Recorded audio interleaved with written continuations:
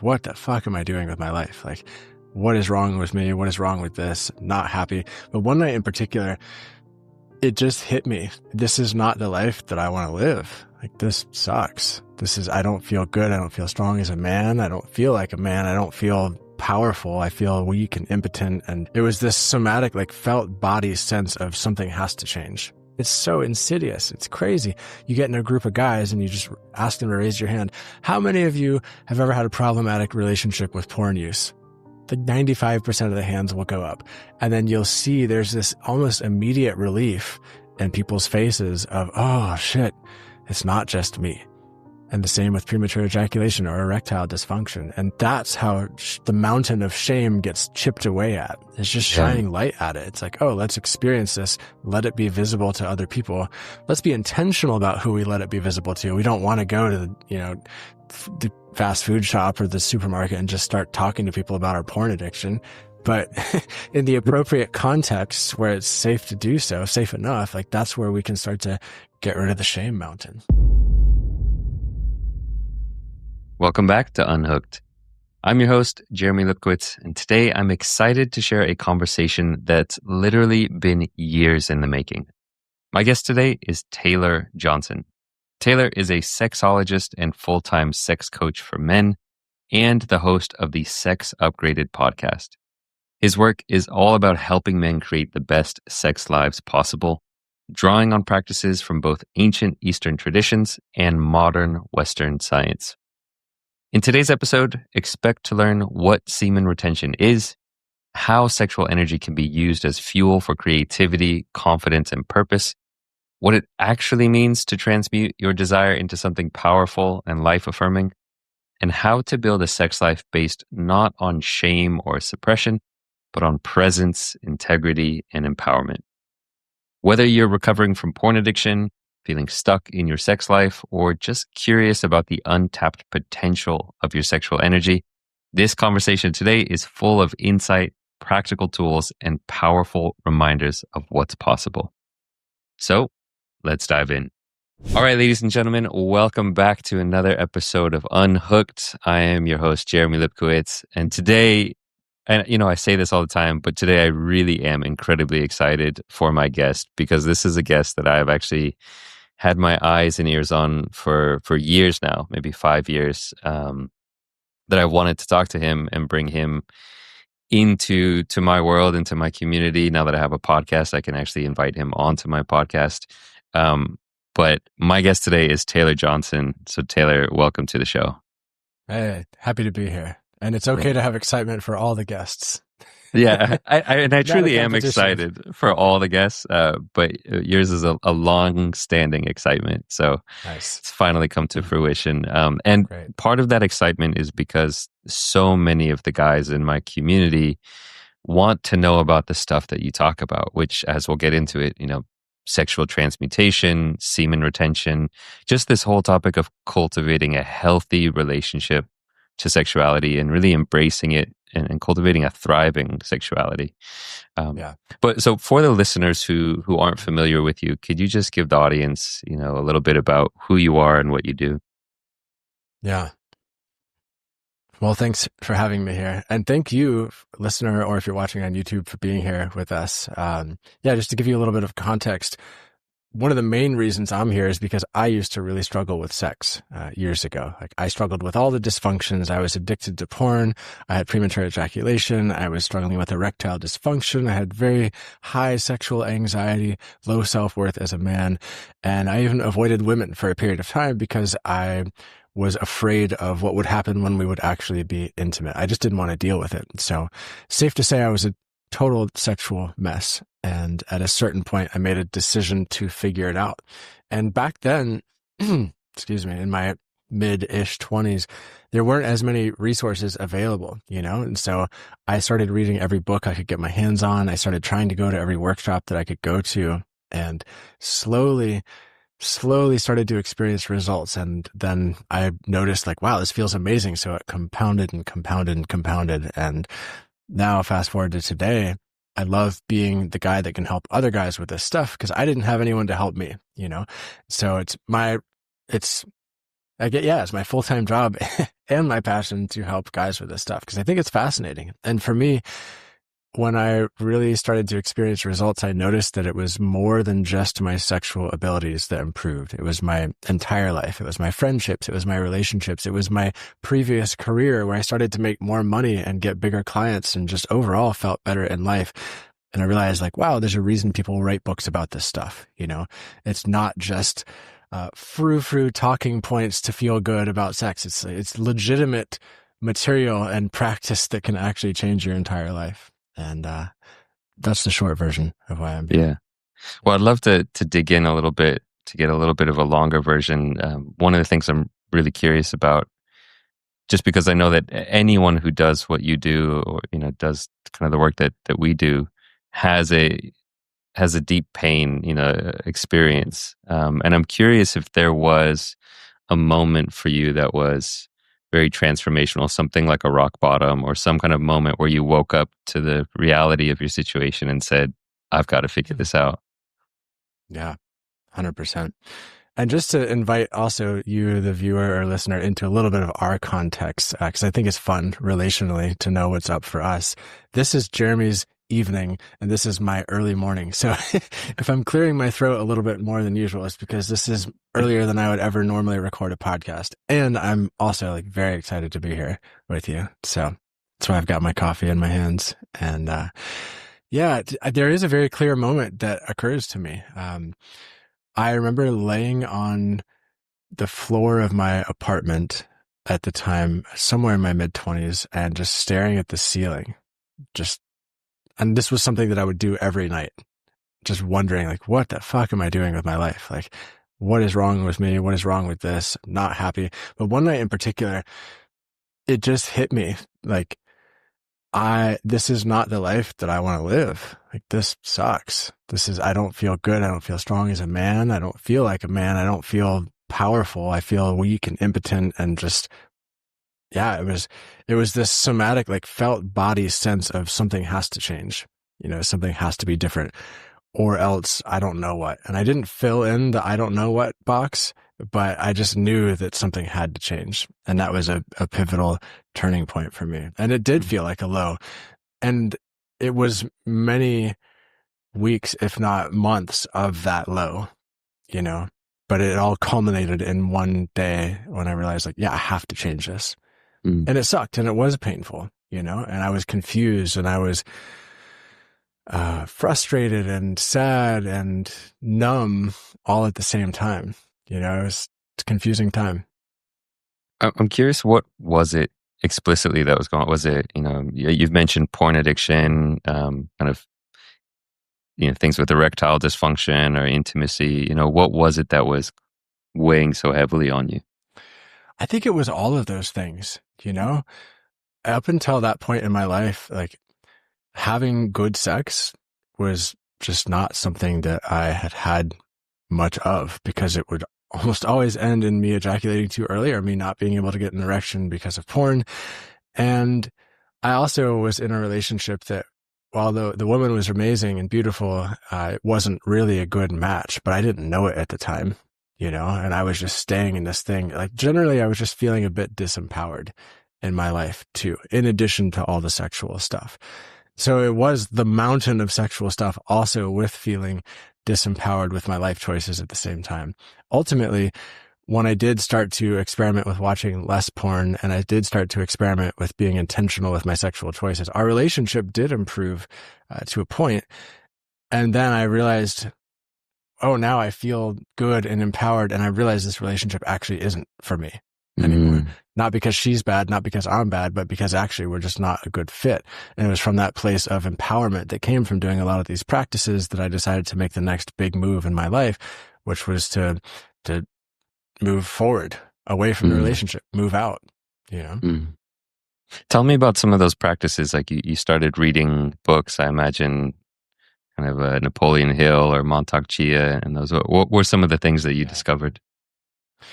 I mean, honestly, the first thing was really examining my relationship with porn. And at the time, I was watching porn every day, sometimes multiple times a day, masturbating to it, ejaculating when I was watching porn. And overall just feeling, yeah, just flat and addicted, you know. Addicted in the sense of it was this thing that had control over me. I would sometimes just sit in my apartment and maybe try to read a book or try to play an instrument. And then this thing hooked me and pulled me towards it. And all of a sudden I was opening my phone, watching myself do this thing almost as an observer, knowing I don't want to do this right now, typing in the thing. I really don't want to do this. And then like starting to masturbate, and then I ejaculated, and then, you know, cycle continues. The shame cycle, the feeling shit about yourself. Yeah, totally. The shame cycle, the feeling shit about myself cycle. And also what I started to learn from some of these books that you mentioned and some other ones was that if I ejaculate regularly to this habitually, then it's actually, number one, causing a regular release of neurochemicals in my brain, but also releasing what some people call life force energy. And we can talk about what that means. It's actually doesn't have to be this crazy esoteric concept, but it led me to a state of feeling regularly depleted without even knowing it.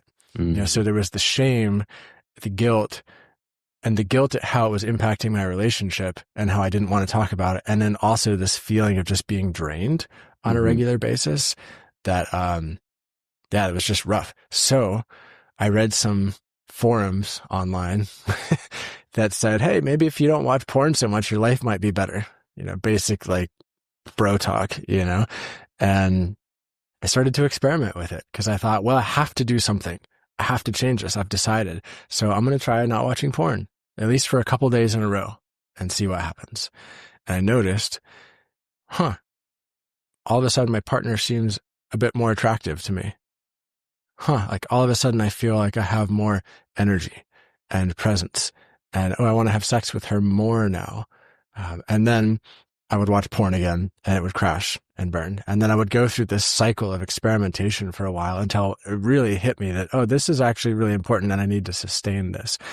And so when I started doing that, our sex life improved dramatically and my overall energy levels improved dramatically. And I just, the shame started slowly melting. And also it didn't melt as much as it could have because I didn't talk to anybody about it. You know, I wasn't working with anybody. So I did internalize a lot of it. But the next big thing that started to happen for me was, I read Montauk Chia's book, The Multi-Orgasmic Man. I read David Deda's book, The Way of the Superior Man, and some other books on Taoist sexuality. And they all referenced this concept of being intentional with the amount of ejaculations you're having every week in your life. And I thought, that's strange. All these books are talking about this. There's probably something to it, you know, and here I was still ejaculating every day, basically, even if it was masturbating without porn or ejaculating during sex. So I started to experiment with not ejaculating every day.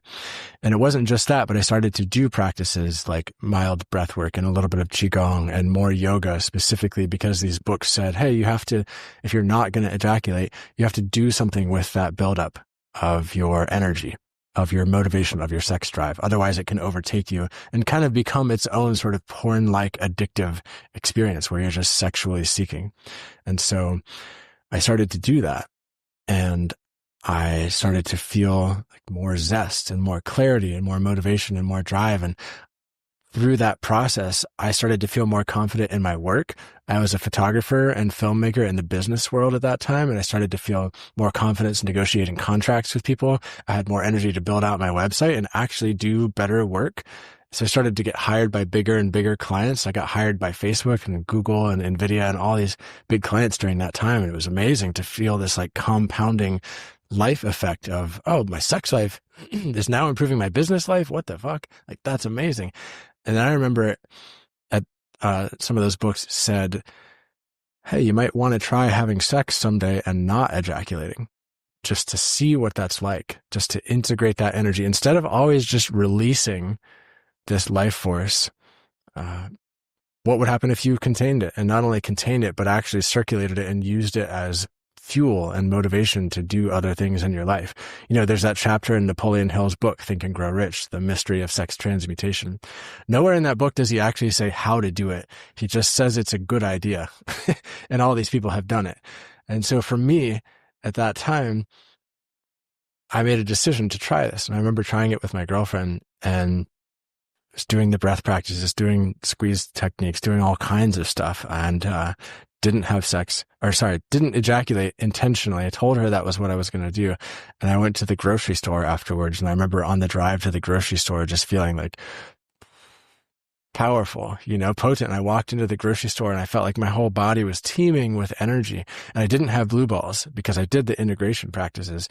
And I felt like I'd gotten the gold star in Super Mario Brothers. And if you've heard me talk about this before, like you've probably heard me say that, but it was amazing. I felt like I had discovered this hack of life that was one of the greatest secrets that had never been told to me before, Holy shit, like this is what it feels like. This is amazing. I feel so powerful, so clear, so on purpose. I felt like women were looking at me differently. I felt like people could tell that I felt good. I felt like I was sort of emanating positive presence, energy, whatever you want to call it. And it was this big moment of realization again. Wow, there's a reason people write about this in books. It's not just like bullshit to get sales, it's actually legitimate. And here I was experiencing that. Yeah. Yeah. Wow. There. Yeah. I mean, there's so much I want to dive into. One is just a reflection that so many of the conversations I have with men who are struggling with porn addiction, this was true for me, I imagine it's true for you, but just that feeling of shame, the lack of self-confidence, feeling so shit about ourselves. And what you're mentioning here is one of the main benefits of practicing some of these, whether it's semen retention or sexual transmutation practices, is that feeling of presence and groundedness and feeling confident in who you are, that you can look yourself in the mirror and just be proud of who you are. Yeah. 100%. Yeah, that was not something I could do while I was in the throes of this. I never even tried. Like even the thought right now of doing that back then is, it's what is it? I don't know if it's quite disconcerting, but I just can't imagine myself doing that. I can't imagine myself looking in the mirror and saying, wow, you're doing a great job, Taylor. Like you're living a great life. Like, no way. Yeah. It's one of the real just harms of porn addiction is just the way that it tears you down in terms of your self-worth and your self-esteem. One of the other things I was reflecting on as you were speaking is, there's this quote, this parable of one fish turns to another fish and says, hey, hey, Bob, how's the water? And the other fish says, what water? It's like because they've been swimming in it their whole lives, they don't even know that they're swimming in it. And I think this is true for men who have lived their whole lives watching porn and ejaculating on a near constant basis, like maybe a daily basis, is that so many of us never have the experience of what it's like to go a few days without watching porn or without ejaculating. But there's kind of these untold riches that are available to people on the other side of it. Is that kind of what your experience was like? Just not knowing? Yeah, 100%. I mean, similar to, I remember the first time I actually climbed a mountain, like a legit mountain, and stood at the peak. I had no idea what that would feel like. It was absolutely incredible to look out in the Rocky Mountains and just see like a 360 view of everything. That imprint is still in me. It's like a felt sense of this amazing accomplishment and achievement and view that was just so expansive that I just couldn't have comprehended beforehand. Yeah. And it felt kind of like that. I remember similarly when in Montauk Chia's book, he says, you can have an orgasm without ejaculation. My first immediate response was something akin to, fuck off. Why would you try to sell me this? This is bullshit. Like, this is impossible. Sure enough, it is possible. And I just had no idea. It was as if I had gone my entire life without experiencing chocolate, or steak, or even knowing that existed. And then all of a sudden somebody put a little plate in front of me of that and said, here, try this. And it was amazing. Yeah. And just to be clear, also for anybody listening, I'm still a huge fan of ejaculatory orgasms. I think they're great. And part of what I teach is to help men figure out how often they should be having them, in a frequency that is ideal for their lifestyle and their age and their goals. Because there is an ideal frequency that I've found for each guy, and it's different depending on your age, lifestyle, etc. Yeah, it's definitely one of the things I want to get into today. And in fact, I should have told you this, but actually, I told my community that I was going to be interviewing you on the podcast and asked what questions that they have. And so some of these questions are around these very practical things, like how long should you go for? Is there a limit? Some practical ways, questions about wet dreams, all kinds of questions.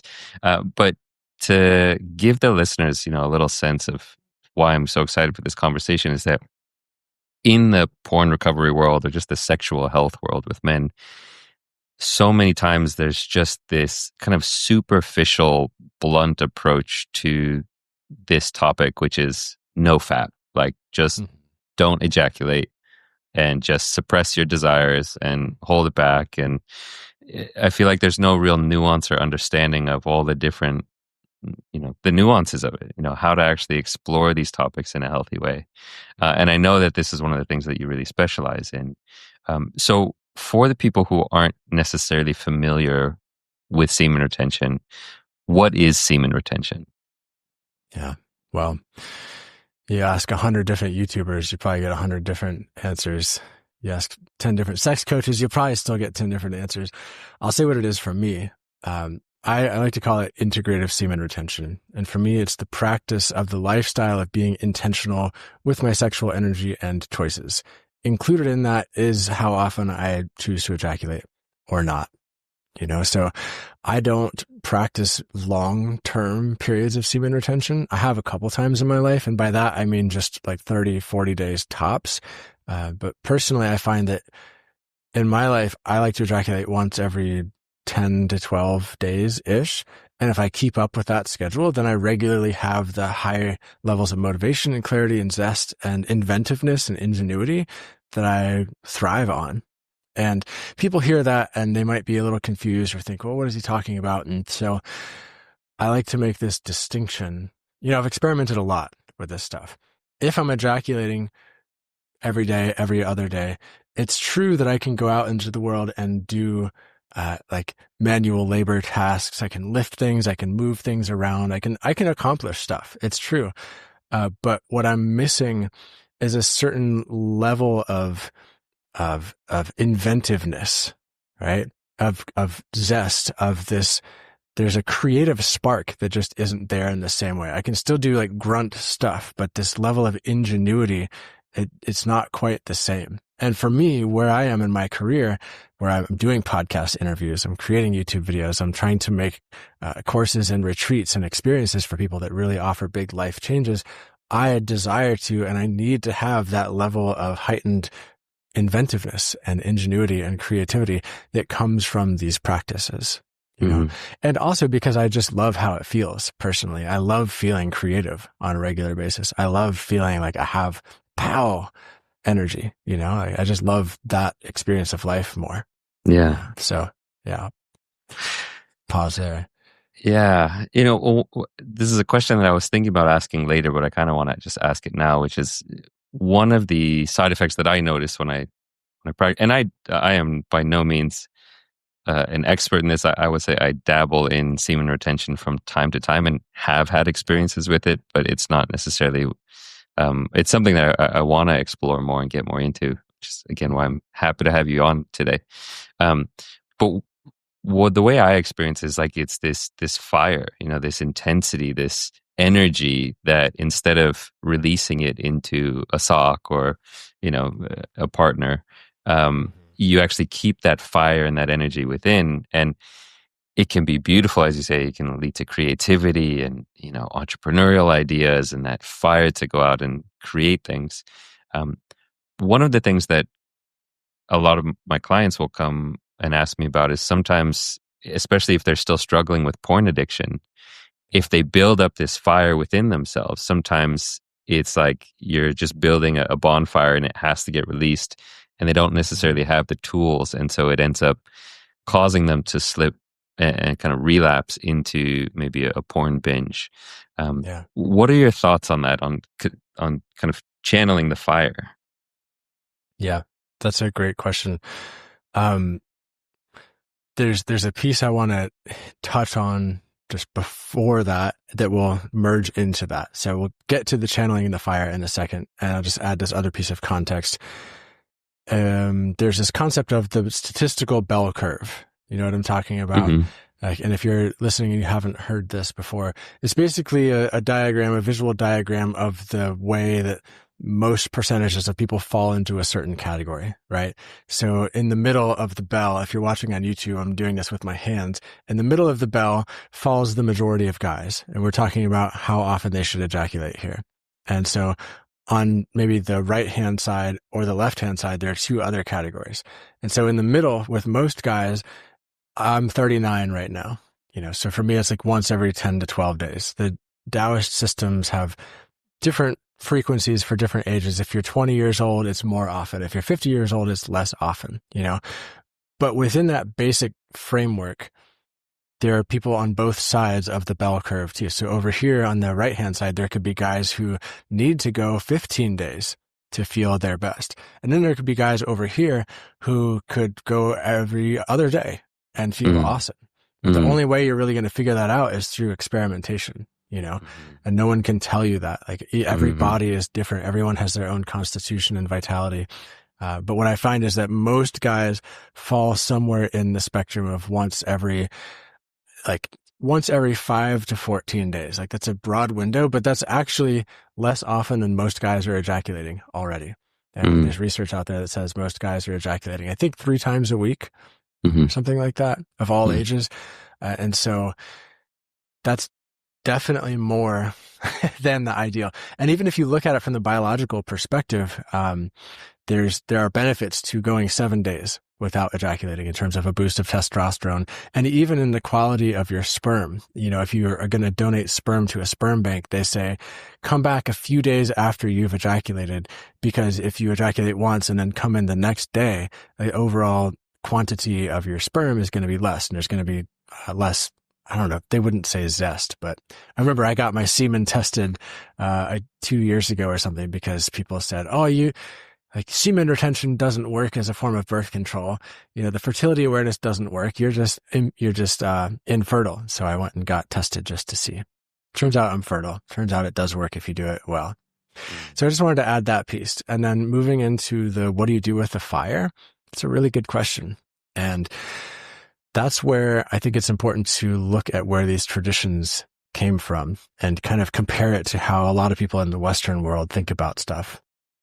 If you look at the Taoist system, if you look at yogic sexuality, tantric sexuality, they see sexual energy as a potent force of energy that is with us at all times. It's in our entire body. It's with us while we're at work. It's with us while we're, you know, raising our kids. It's with us everywhere. And in the Western world, for some reason, we get into this mindset that our sex just lives in a little box isolated down in our genitals, and we can just compartmentalize it and watch porn and then shut the computer and then go back to our world, and it doesn't affect us. And that's just not how it works. Similarly, in the more esoteric traditions, they see that if you're going to build up energy, because it affects so many things, you have to have a really clear why for doing this. You have to have a reason to do it. And it has to be more than just, I don't want to watch porn, you know, or it has to be more than just, I don't want to do something.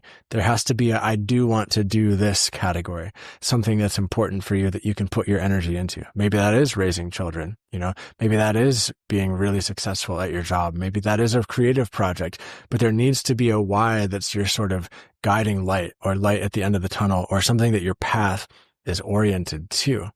And without that, it's going to be much more difficult to sort of contain and harness and use that energy. And so if you do have that path, if you do have that thing that you're working towards, then you can start to layer in different strategies and different techniques. And I'm sure you go into how to like interrupt the stimulus to watch porn. Like that's probably a thing that you talk about with folks. So I don't need to go into that too much here, but like that's something that you could add on to that. Like, and if you feel like ejaculating, okay, do some push-ups, call a friend, you know, do whatever you need to do to interrupt that pattern, but really have a direction, have a reason for doing this. And then you probably talk about this too, but in the way human psychology works, it doesn't work so well to just stop doing something and leave a void there. Mm-hmm. It works much better to put a new positive, rewarding behavior in that space too. So maybe that's a hobby. Maybe that's working out or going to the gym, but like doing something generative with that time is also really helpful. Yeah, it's so funny. There's so many similarities between what you're talking about now and the work we do in porn addiction recovery. I mean, Sure. It's almost to the T like the exact modules of my program. It's like envision a greater future, like connect with something that's bigger and more compelling, like a compelling vision of the future you want to live is the first step. You've got to be in service of something greater. And then, understand the neuroscience behind it, learn how to interrupt these pathways, the amygdala hijack, how to get unhooked from these things. And then, some of just the kind of technical strategies of what do you do when you're gripped by an urge and how do you get off that train? I want to talk about, go for it. So can I just like normalize something here for a second? Like to me, that totally makes sense. And I think one of the hard parts about feeling addicted to porn or having the story that's what's happening is so much of the shame piece around it. It's like, not only am I having this sexual behavior that is challenging, but I feel like shit about myself and I'm a bad person for it too. Yeah. Like that extra layer is so rough. And I just want to normalize that the reason it looks so similar is because it's just a behavior. It's just a human behavior that's not serving us, just the same as if I was just like jacking off every day thinking about birds or whatever, it's like, or having sex with somebody when you shouldn't be having sex with them. Like there are all kinds of sexual decisions we could be making in life that aren't actually good for us. And many of them might feel easier to recover from because there's not this massive shame mountain that comes with porn use. Totally. But in these traditions and what I teach, it's like, well, the pathway is very similar, and you have just perhaps a little bit of extra shame to work through. Yeah. Maybe. Yeah. I love the way you said it, the shame mountain. And for some reason, sexuality has so much shame attached to it. It's like, it's something we don't talk about. We feel so ashamed of. It's suppressed and vilified and we're made to feel bad about it. And yet at the same time, it's also normalized and it's locker room talk and people joke about it. It's this very strange place. And, I remember listening to your podcast a few years ago and just hearing there's something so healing about hearing men talk about sexuality and talk about masturbation, talk about coming, talk about their cock, these things that we tend to kind of keep so hidden and so private, but then to talk about it in a normal way, the same way you might talk about your grocery list or like what you think about, some sports team, I think is really healing for us men to be able to talk about these kind of things. Yeah, I do too. And in my group programs and whenever I do in-person stuff, this happens too. We have this strange illusion as men. I'll just speak as if it's me talking. I'm the only person who's addicted to porn. I'm the only person who's struggling with premature ejaculation. Like we can think that, and it's so insidious. It's crazy. You get in a group of guys and you just ask them to raise your hand. How many of you have ever had a problematic relationship with porn use? The 95% of the hands will go up. And then you'll see there's this almost immediate relief in people's faces of, oh shit, it's not just me, and the same with premature ejaculation or erectile dysfunction. And that's how the mountain of shame gets chipped away at. It's just shining light at it. It's like, oh, let's experience this. Let it be visible to other people. Let's be intentional about who we let it be visible to. We don't want to go to the fast food shop or the supermarket and just start talking to people about our porn addiction.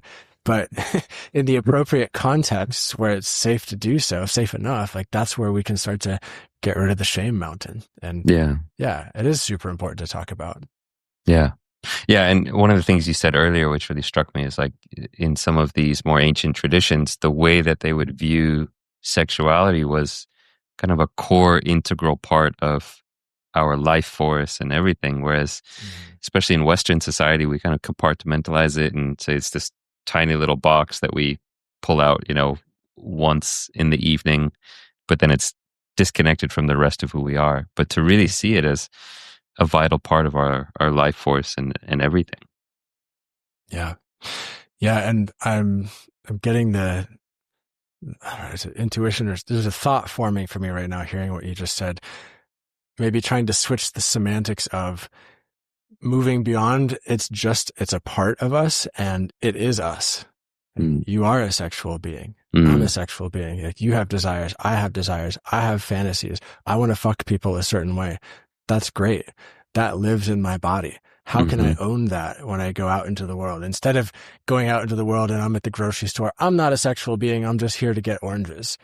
Like, that's, what if I were actually an embodied sexual being getting oranges? And that doesn't mean I'm like lustfully staring at people or like rubbing myself at the store. Yeah. It just means it's a different way of standing. It's a different way of owning my experience and taking up space in the world and being a stand for what it means to be a healthy man, And if there is somebody you're attracted to, then you could smile at them from that place too. And that's fine. And that's great. Like, if you don't need something from somebody, you just see that they're attractive and you can own your desire and just like, oh man, hi, like that's amazing to be able to offer that. And I think actually the world really craves that.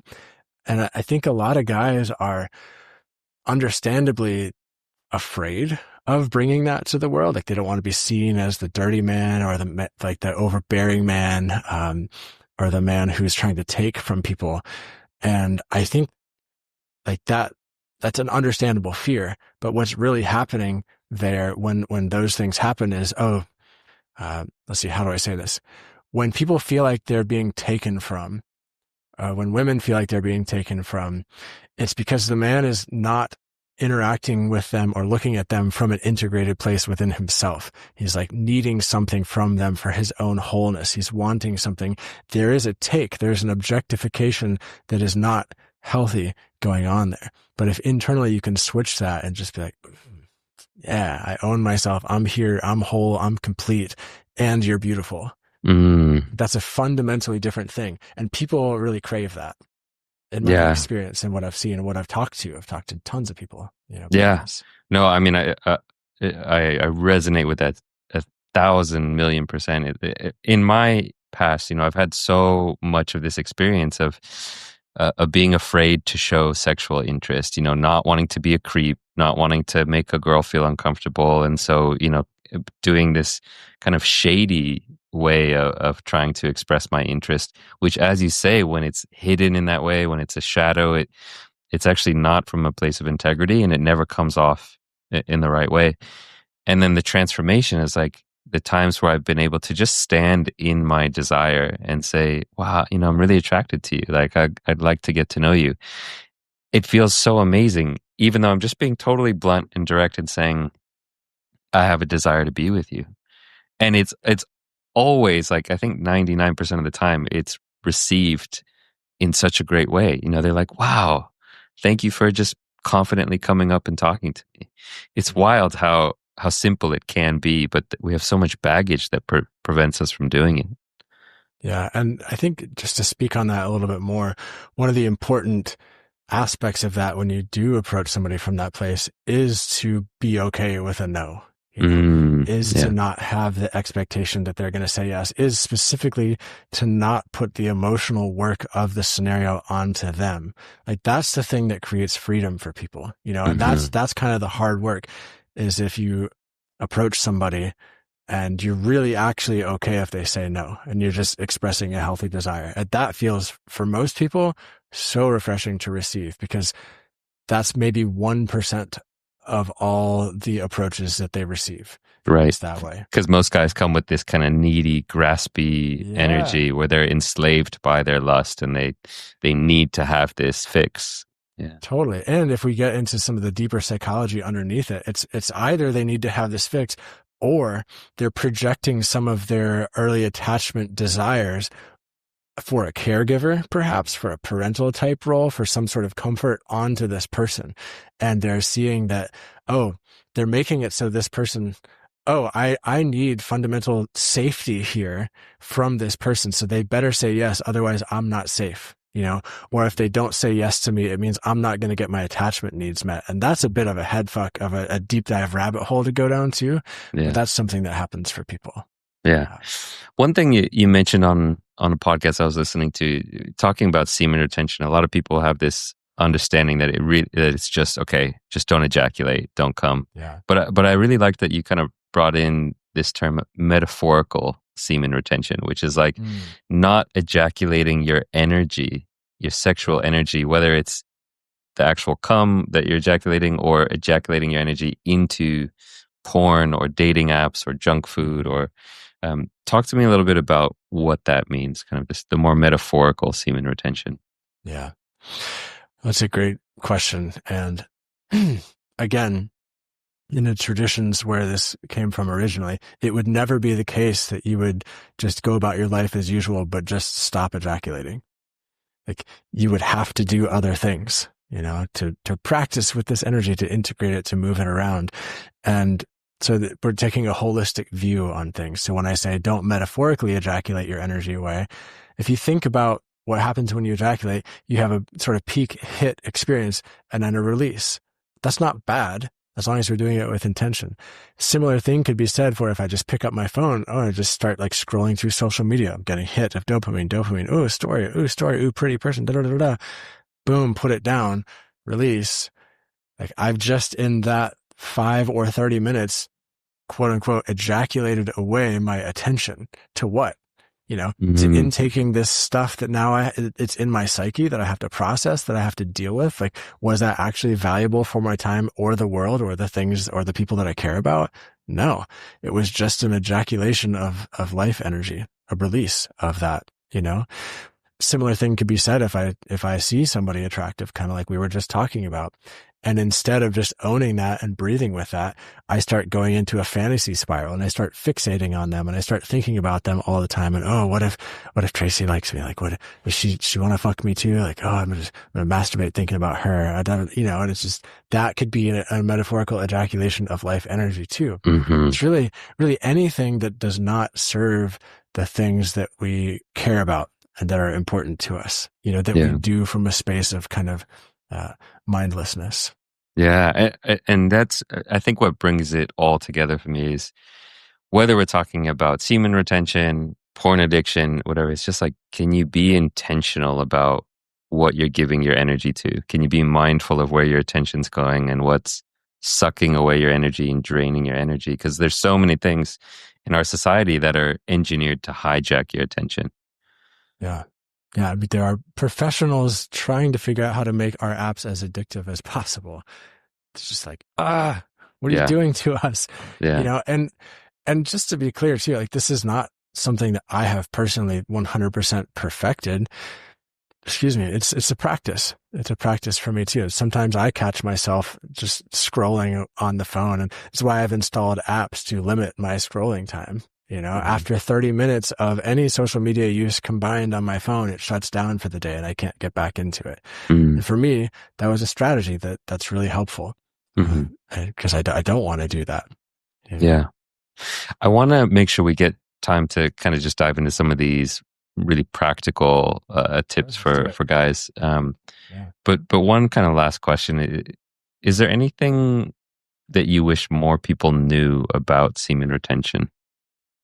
Yeah, and I think I've spoken to it here a fair amount, but it's that it needs to be a lifestyle practice. It can't just be this simple thing of stopping ejaculating. Like, that's not healthy. It's not healthy for people. Like, you need to do something. It misses the point almost. It's not just about not ejaculating. It's, okay, what are you doing with that energy? Yeah, and the word semen retention itself literally mean retaining the semen. So that might be part of the problem, and that's why I started to put the word integrative semen retention in front of it as an attempt to semantically suggest that there's more going on.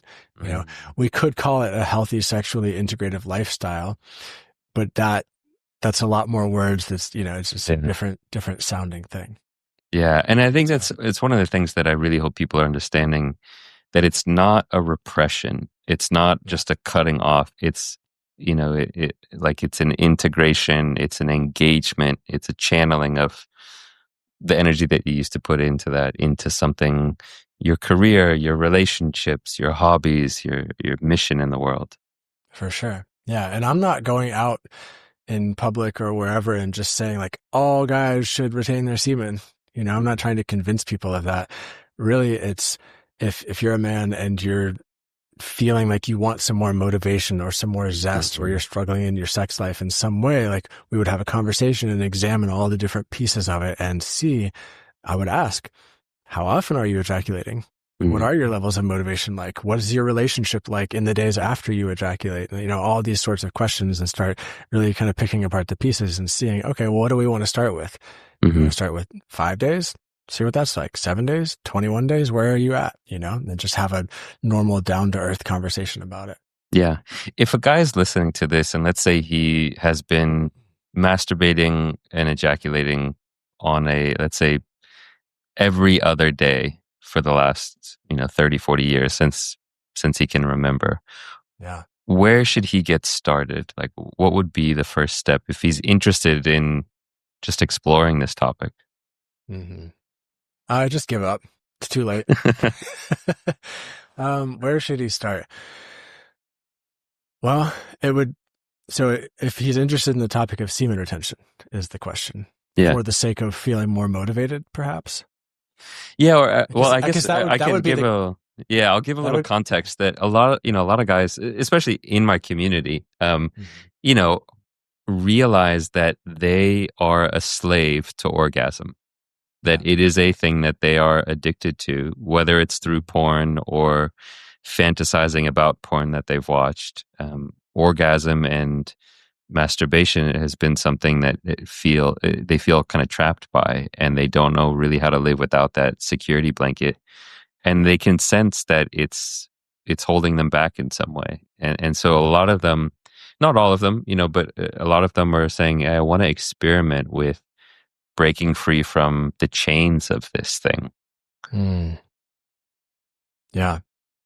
Yeah. Well, I think the fact that you're already having conversations with these guys, like if you're in this space and you're already having conversations with Jeremy, like awesome. Like that's a big first step, is just to connect with somebody else about it. And then if it's not a coach or mentor type figure, then connect with a friend. See, maybe there's somebody else in your community that you can become accountability partners with, and just talk about this stuff. Like the more you can have open conversations about this with folks, I've found the better, Mm. and again, get clear on your why, and then just make a commitment to start experimenting. I know that sounds super simplistic in some ways, but like that's what else can I say? I think I get Yeah. it, because it's kind of like the only way, it's like a new territory, a new country that you've never been to. And it's like, Yeah. we could give you like guidebooks and picture books of what this country is going to be like. Or we could just say, just put your foot over the fence and start walking in this territory and experience it Yeah. and see what your experience is like. Here's what I would say to that. If you're going to start practicing semen retention in some form, at least get my free guide. You don't have to buy anything from me, but one of the most important things is that you have to do practices to move this buildup of arousal and energy. So I have a free 15-minute sexual qigong thing that's part of my free guide. Or you could just go to a qigong class, go to a yoga class, do something every day that's physical in your body, that's more than just stretching. Like you need to do something that involves intentionality with movement, as because the combination of intentionality with movement is the thing that becomes the bridge for your sexual energy to integrate with the rest of your body. It's very, very difficult for any man to just sit around and maybe even just go for a walk and have his build up sexual energy integrate into his system. There needs to be something else that happens there. So that's a really important piece that I would say. And I'd also say, on the note of developing just a healthy, thriving sexual relationship with self in general, it can be really nice during those days too to throw in a non-sexual therapeutic self-genital massage. Like most guys have never done this in their life. And if you go to get a professional massage, they don't touch your genitals. So when do your genitals get touched? Well, it's when you're either masturbating to porn or masturbating or having sex with somebody else. And so much of that time, if we're in a space where we've been addicted to porn or we're having some sort of sexual dysfunction, is there's an attitude of, oh, what's wrong with you, penis?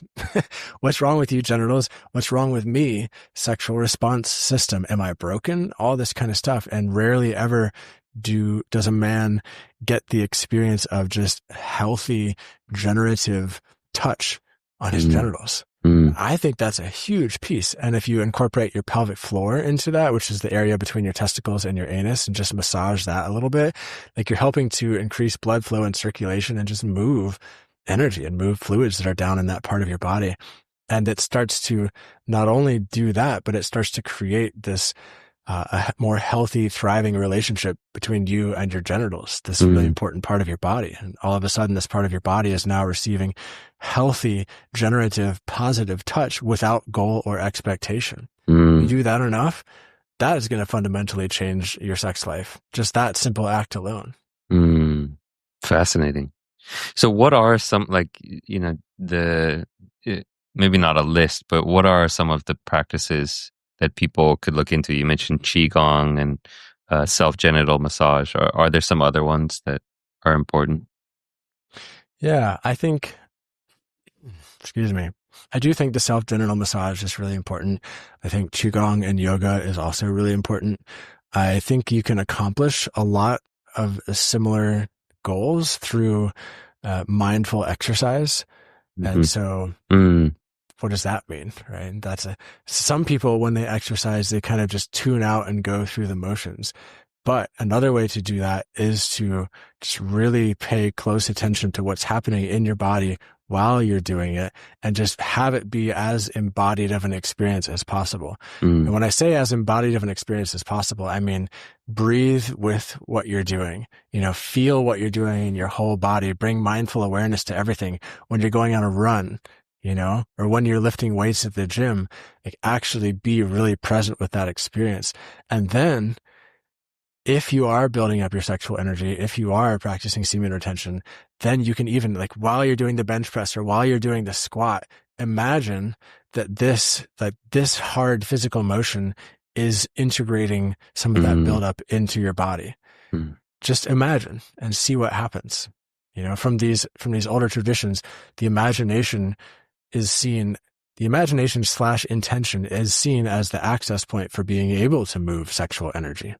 So if you do that while you're on a run, if you do that while you're doing a squat, like that can be really helpful too. Sometimes, depending on where people are in the world, you might not have access to a Qigong class or a yoga class with a teacher that you resonate with. So maybe the gym is where you need to go. So bring that level of focus and attention to the exercises there. Like maybe don't listen to a podcast. Don't listen to the news. Like maybe listen to some music that really helps you feel like, like that, and do that and see what happens. Yeah. So I guess what I'm hearing from you is just really being in your body, being intentional and actually feeling the energy in your body and maybe even visualizing kind of that energy being transmuted or channeled into something healthy. Yeah, bringing the awareness of the sexual energy into the experience. So, for example, sometimes what I like to do is if I'm going for a run, I do like to jog, but I'll fit in moments of high intensity sprinting, just because I like the effect of that. And sometimes I remember there's this one hill that I do like to run up. I'll imagine I'm using my sexual charge that I've built up as fuel to sprint up the hill. And maybe it's a trick of the mind, whatever, but it works for me, and I feel like, like a little nitro really boost pack. Yeah. It's like, this is my sexual energy nitro boost. Yeah. And it's integrated afterwards. Right. Like that awareness of sexual energy through these practices, it's a big thing. And I think, it's like just for all the guys listening and the women as well, but like to just know that to experiment with this and to see what it's like to have some of that energy and what you can do with it, there's only been a handful of times that I've really practiced uh, semen retention in the context of like healthy sexuality, but they were mind blowing. I mean, some of the most amazing, incredible sexual experiences I've ever had were in the context of not ejaculating and having sex. So yeah, for all the guys out there to just experiment with it. Yeah. And if you're listening right now and you're thinking, well, I don't really want to try semen retention right now, but I would like to have better sex. Great. There are pathways for that too. And one of the best pathways for that is to start an intentional masturbation practice.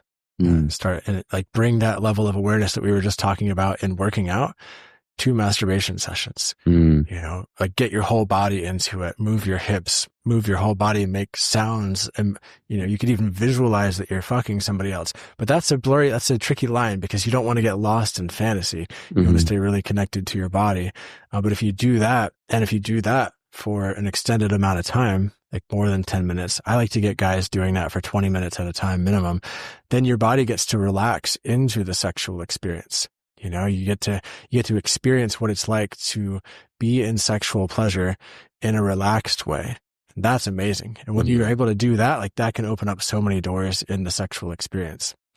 And I think what I'm talking about right now is it's a fundamental perspective shift between NoFap and the semen retention world, and I think that for a period of time, for a lot of guys, doing the NoFap thing can be great. Like, sure, take a break from masturbation, take a break from sex, take a break from porn, just totally cut that out so you can have a reset moment. And if you want to have good sex again someday, then you're going to need to bring sexuality in with practice to learn how to have a better sex life. You can't just stop doing NoFap and expect your sex life to be amazing, right? So this is where I see the difference between NoFap and integrative semen retention. NoFap for most guys, just push it away. Great. Then learn over here how to incorporate full body pleasure, learn how to have full body ejaculatory orgasms, learn how to circulate your sexual energy, learn how to not be a slave to your desire so you can use it as a generative thing that uplifts your life and the lives of people around you. Because that is a possible reality to get to, You can be in front of it. You can be in choice, and it can be a really beautiful thing. And that takes practice. Yeah. I think what you said there about not being a slave to it, but you can still enjoy it, if you're able to have a healthy relationship with it. 100%. A few, questions from my community. One of the questions was, is there a limit on how long one should retain semen? And I know you've kind of already answered this, but like just this understanding that longer isn't always better. If you could just speak to that a little bit. Yeah. I'm of the perspective that longer isn't always better. We are biological creatures. We are wired to procreate. We do have certain physiological benefits that come from ejaculatory orgasm. So I think it is useful to have semi-regular ejaculatory orgasms just so our biological creature stays happy, And I think unless you're a monk or a priest or living in some sort of community context surrounded by people where the entire point of being in this space is to not be sexual, but instead to use your energy intention for some other thing, then don't try to retain for a long period of time beyond 30 days. Don't try to go for 90 days or 6 months, because that's, for a lot of people, that's going to create problems. That's going to create frustration, tension, blue balls, possibly inflammation of the prostate, but like all kinds of stuff, And I find that most guys can go up to 21, 30 days on their own without a big community context if they're doing practices, like if they're doing the self-genital massage, if they're doing qigong, if they're being intentional with this kind of stuff. But beyond that, there gets to be this sort of plateau. Right? And so this is where we can make a differentiation between the physiological, biological, neurochemical benefits of semen retention and the psychological benefits of not habitually or addictively ejaculating. Right? So the physical benefits absolutely plateau. What has the potential to keep going is how you cultivate a healthy relationship with your sexual choices. And so if it's possible for you to have 6 months of healthy choices with your sexuality and have some ejaculations in there, to me, that's the winning ticket. That's the winning ticket. A lot of people conflate, like, semen retention is about more than just not ejaculating, as we've already talked about. It's not about ejaculating your attention away on the phone too. And so if you can do all those things, like, that's the whole lifestyle that can go beyond. So that's in a different category of just the ejaculation, not ejaculation kind of a thing. Yeah. Does that make sense? Did I speak to that clearly enough? It totally does. And I would say, it makes sense to me that that's the winning ticket. Also, that it's not necessarily, hey, you should go for a full year without ejaculating. It's that you should go as long as you can, being intentional about your energy with your mind, with your body. Whether or not you biologically actually ejaculate once every 3 weeks is a different question. But even when you're doing that, can you be intentional with it? Yeah. So let me give you a really practical thing to do, because a lot of guys, the fear of ejaculating is that they've associated so much negativity with ejaculation that it becomes a shameful experience afterwards, or they fear that they've relapsed, or that they will relapse more, and it's just a whole bag of shit associated with it. So if you're a guy, you're practicing semen retention, you're getting to day 20, day 21, day 25, and you're starting to feel like, oh, this is more than I can handle, but I think I want to keep going, but I don't know. I'm starting to fantasize more. There's a way you can intentionally have an ejaculatory orgasm that actually leaves you feeling restored, So it's pretty simple if you can do it. You just have to actually make a commitment to do it. And so here's the basic outline. Self-pleasure, masturbate for a minimum of 20 minutes before you ejaculate, and during that time, again, breathe deeply, get into your body, make sounds, move your body. Like, don't just sit still and just move your hand up and down. Like, treat it like a lovemaking experience with yourself. And then when you do choose to ejaculate, make it a big fucking deal. Like, make sounds, celebrate, move your body, like, go as deeply, as fully into the experience as you possibly can. And then lay down. Like, don't do anything else. Just allow your system to completely go into the release of the experience for another 20 minutes. Like, literally 20 minutes, not 5, not 10, but let your system actually go through the release cycle of ejaculatory orgasm. What you'll find somewhere around the 15-minute mark for most guys is that there's a switch that happens from this experience of depletion to an experience of restoration. And there's this wave of kind of sparkly, life-giving, effervescent quality of energy that can come into the body if you allow yourself to fully go into the release of the experience. And then you will not feel depleted afterwards. The way that a lot of guys feel depleted afterwards is that they ejaculate and then they immediately go into cleanup mode, and then they try to start doing tasks. I'm going to wipe this up, and then I'm going to use the bathroom. I'm going to cook myself some food, and it's less than 5 minutes since your ejaculation. It train wrecks your system's release cycle. So I want people to start thinking about, yes, we have a larger cycle of ejaculation to next ejaculation, but there's also a refractory period that happens afterwards. That's the way most people think about it. But I'd like you to switch your thinking about it into a new concept of the post-ejaculatory release restoration cycle. Like, that time exists. And if you're cognizant of that and include that in your intentional release, you're going to feel 10 times better. Seriously, lay down and do fucking nothing. Like, if you get up at 10 minutes to switch something and lay back down, you're going to, like, kind of interrupt the experience a little bit, and if you do this, undo that. Yeah. If you do this right before bed and you cause I know a lot of guys, do it kind of right before they go to sleep. It's like the last thing. does that also like if you actually full on fall asleep, does that also interrupt this kind of rejuvenating aspect of it, or? That's a great question. And if the tricky part about doing that right before sleep is that most people aren't bringing the level of intentionality they need to the experience. Mm-hmm. They're still approaching it with this kind of like get off so they can sleep mindset. Yeah. I'm talking about a different approach to the whole sexual experience where you go into it from a pleasure positive perspective, trying to have the most pleasure you can have during that time and trying to have a celebratory release with a good solid period of time afterwards where you're just going to lay there and soak it up. Right. And you pay attention to it. Like you don't want to let your thoughts drift. Like it's a mindful laying there, but you're not doing anything. Right. You're It's an just actual experience. Like you've actually set Yeah. aside time, been intentional. I'm going to do this thing, as Totally. opposed to like the chore of, okay, let me rub one out so that I can fall asleep more quickly. 100%. Yeah. It's think about it like receiving a massage, you know, like it's an act of receiving. Like you're allowing yourself to receive from the experience.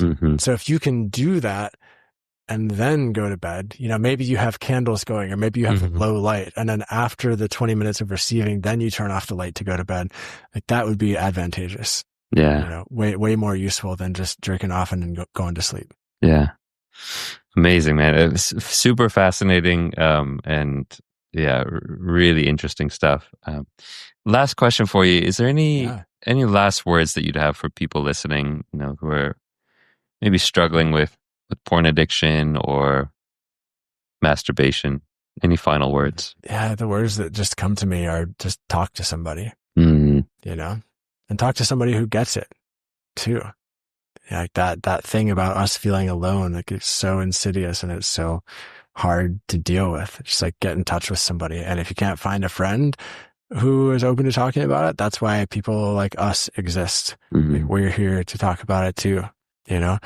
And yes, this is our business, but it's also because we care.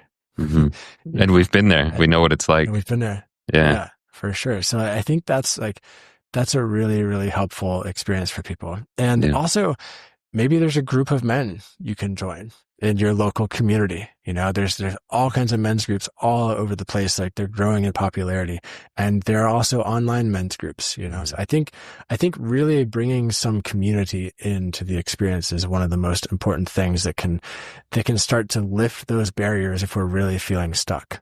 Like, cause it chips away at that mountain of shame, and it allows you to feel like you have some breathing room to actually do the things you want to do. That's what I'd say. And I'd also say thanks for being here and caring. Like this is really important. And I think the world really does need and desire men who can have a really positive, healthy relationship with their sexuality and their sex life and their sexual desires, who go out into the world and have great sex with people, you know? So let that be a guiding light too. Like it can be fucking awesome. Yeah. You know? Yeah. Yeah. And motivating, you know, it's like you can be one of those upstanding men, you know, a man of integrity, you know, that we need more of that in this world. Yeah. And you can also have a lot of the experiences that you see in most porn in consensual ways with people that are 100 times better than it would ever be in porn. Like it does take more effort, but it's so good. You know, like being a man of integrity doesn't just mean you have sex in missionary position. Like it means you can fuck people from behind. It means you can explore kink. You can consciously objectify people and choke people and slap and be slapped. You can do all of this stuff within the realm of authentic connection and attunement and consent. And it's beautiful and sexy. And it's people actually want that. Yeah. And I think what allows you to do that is when you're not enslaved by it, when you are still master of your emotions and doing things intentionally, doing things from a place of presence, of like, yes, this is something I want to do, not being enslaved by it and just, you know, because you need to get your hit kind of thing. Totally. Yeah. Intention. Yeah. Well, final thing is, where can people find out about the work you do, some of your programs? Where should they get in touch? I think first obvious step would be the description of this podcast episode. I imagine you'll put a link to me in there, probably. Definitely. Yeah. Most people do that. I have a podcast too. Turns out I'm actually going to interview you on my podcast here soon. It's called Sex Upgraded. It's all about sex, as you could imagine with a title like that. And I'd say that's probably a great place to start. Peruse that and see if, here's it. So I have an episode that's all about sex transmutation, and it goes really in depth with some very practical techniques and also examinations of what sexual transmutation is. It's about 40 minutes. It's not super long, super practical. It's one of the most popular episodes that I have. It's very useful. I'd say check that out first. Maybe we could even link to that in the show notes, because that's I think it's very applicable for this conversation. Actually, definitely a great next step. Yeah, I will link all of that down in the show notes for the people listening. And yeah, check out his podcast, folks. Like, it's a great podcast. I've been listening to it for years. Some wild characters come on your podcast also. So that's true. Yeah, some wild topics on your podcast. Yeah. Well, anyways, really, it's been a pleasure having you on the Unhooked podcast, and looking forward to joining you for a conversation on yours. But thanks for joining me. Yeah, man. Thanks so much for having me on, and thank you for listening and watching. It's an honor to share this time with you. See you next time. All right, folks, that's it for today. We'll catch you guys on the next episode of Unhooked.